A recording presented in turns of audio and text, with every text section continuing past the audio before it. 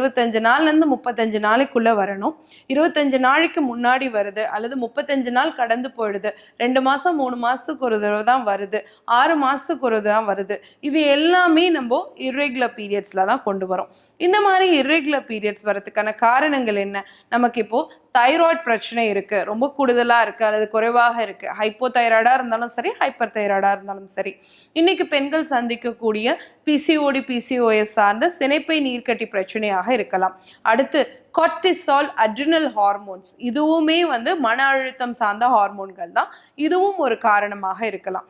அடுத்து போதுமான அளவு நீங்க ஊட்டச்சத்துள்ள உணவுகள் எடுத்துக்கிறது இல்லை, சக்தி குறைபாடு இருக்கு, போதுமான அளவுக்கு அயன் இல்லை, போதுமான அளவுக்கு தேவையான நுண்ணுயிர் சத்துக்கள் இருக்கிற மாதிரி மெக்னீசியம், ஜிங்க், இந்த மாதிரி சத்து இருக்கக்கூடிய உணவுகளை நீங்க சேர்க்கறது இல்லை, ஒமேகா 3 ஃபேட்டி ஆசிட் சம்பந்தமான உணவுகள் நீங்க சேர்க்கறது இல்லை, விட்டமின் டி சம்பந்தமான உணவுகள் நீங்க சேர்க்கறது இல்லை.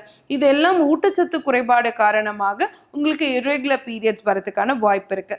சில காலகட்டங்கள்ல கருப்பையினுடைய குறைபாடுகள் அப்படின்னு நம்ம சொல்றோம். ஒன்று பிறவி குறைபாடாக இருக்கலாம், அல்லது கருப்பையில ஏற்படக்கூடிய தொற்று கிருமிகள் காரணமாகவும் இருக்கலாம். ஸோ கருப்பை கோளாறுகளும் ஒரு காரணமாக இருக்கலாம். ஸோ இது எல்லாமே இன்னைக்கு காலகட்டத்தில் இர்ரெகுலர் பீரியட்ஸ் வரதுக்கான சான்சஸாக சொல்லப்படுது. பட் இது எல்லாத்துலேயுமே அடிப்படையான ஒரு விஷயம் என்ன தெரியுங்களா? ஹார்மோன் பிரச்சனை தானே. அப்போ ஹார்மோன்களை சீர்படுத்தினோம் அப்படின்னு சொன்னா மந்த்லி பீரியட் சைக்கிளை நம்ம ரெகுலரைஸ் பண்ணி